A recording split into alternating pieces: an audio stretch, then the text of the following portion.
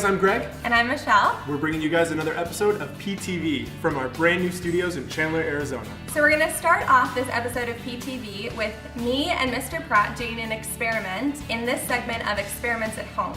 And then I visited Miss McPhall from our social studies department to get some history and facts on July 4th. And then we'll wrap up this episode of PTV with me talking to Samantha in the Counselor's Corner about how to get ready for college. Sounds exciting. Let's go to it.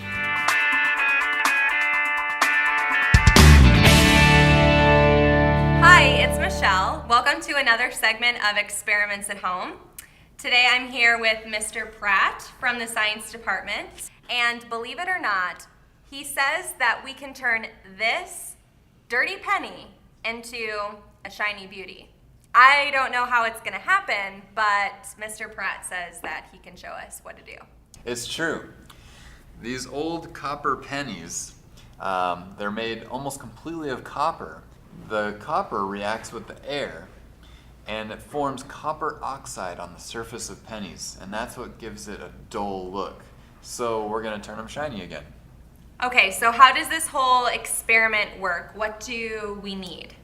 All right, first we're going to need some vinegar, some salt, some water. Obviously we need the pennies, and a couple of bowls to perform the experiment in. All right, well, let's get started then. All right, well first we'll put about a quarter cup of vinegar into the bowl. Next we'll take the salt and put about a teaspoon of it into the vinegar, and then we'll mix them together. Now we're going to put one penny into the solution to see if it works. We're going to put it halfway in and see if it cleans the half that's in the solution. All right, now we can see that the half of the penny that was in the solution is clean. So now let's go ahead and put the rest of the pennies in, and we'll leave them in there for about 5 minutes. And then we'll come back and see how they are. All right, now that they've been in there for a while, they look pretty good. Let's go ahead and take half of them out and set them to dry. And let's put the other half in the other bowl and rinse them with water. And then we'll put them on another paper towel and let them dry. And then we'll come back in about an hour and see how they look. All right, so you can really see a difference between the pennies. Pennies that were rinsed with water, for the most part, they look really good. They're a lot shinier than they used to be. And then the pennies that stayed in the vinegar, that were dried with vinegar and salt on them, they look dull. The vinegar and salt actually promotes a reaction with the oxygen, and so it creates more copper oxide. If you want to keep your pennies shiny, rinse them in water. Well, that was really cool. Thanks for showing me how to do that, Mr. Pratt. Yeah, not a problem. And remember, if you do this experiment at home, it'll only work with pennies made before 1982. Huh. Because those are the pennies that are made of copper. Pennies that were made after 1982 are made of zinc, so it really doesn't work.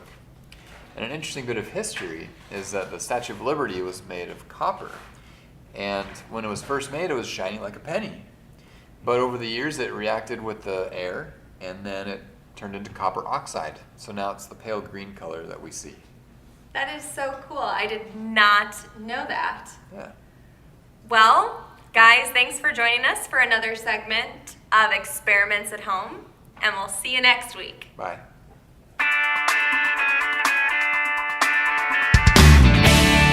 Hey guys, I'm Greg.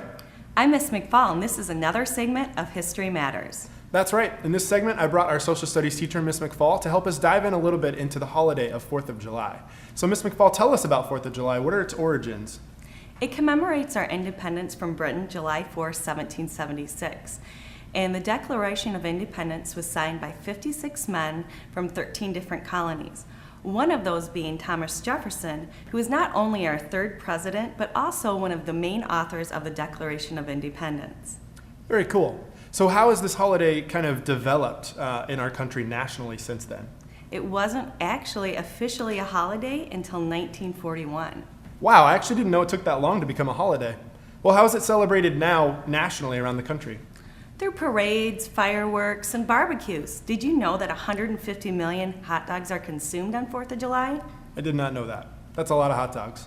And this has been another segment of History Matters.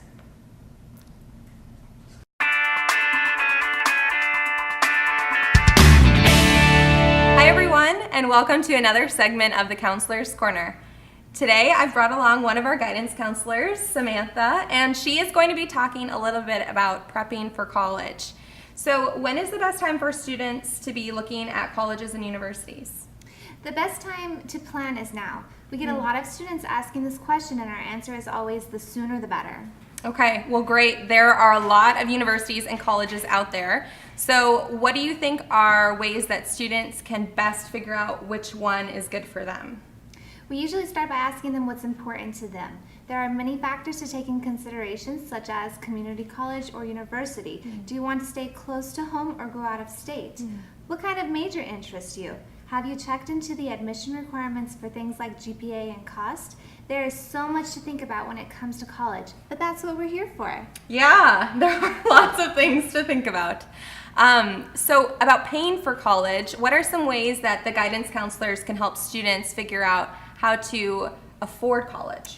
College is very expensive, but there are a lot of resources that we walk students through that will help them to get college paid for. And the Spring to FAFSA is a great place to start applying for student loans and grants. There are also websites like College Board or FastWeb, but those will usually have a lot of people applying, so it's best to apply for a lot of different scholarships. That is great information. Samantha, seniors and juniors, if you are looking into colleges and universities, make sure to take the opportunity now to talk with our counselors at the number below. They will help to prepare you for making those decisions. Samantha, thank you so much for taking the time to talk with us during this segment. And thank all of you for tuning in for another segment at the Counselor's Corner. All right, guys, that wraps up another episode of PTV. Next time you'll see us on July 31st. We're going to be sitting down with Principal Bender to have a conversation with her for what back to school looks like for Primavera. Great. Well, we'll see you guys on the 31st.